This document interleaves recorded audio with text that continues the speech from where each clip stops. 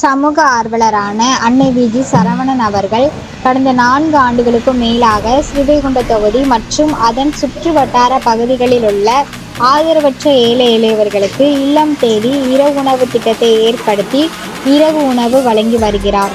இந்நிலையில் தமிழக வெற்றிக் கழகத்தின் ஐம்பெரு கொள்கை தலைவர்களுள் ஒருவரான சமூக ஆர்வலர் அஞ்சலை அம்மாளை கொள்கை தலைவராக அறிவித்ததன் ஈர்ப்பால் தமிழக வெற்றிக் கழகத்துடன் இணைந்து தமிழக வெற்றிக் கழக தலைவர் தளபதி திரு விஜய் அவர்களின் ஆசியுடன் கழக பொதுச் செயலாளர் அண்ணன் புசி என் ஆனந்த் அவர்களின் வழிகாட்டுதலின்படியும் மதிய உணவு மற்றும் இரவு உணவு திட்டத்தை ஏற்படுத்தி உணவு வழங்கி வருகிறார்.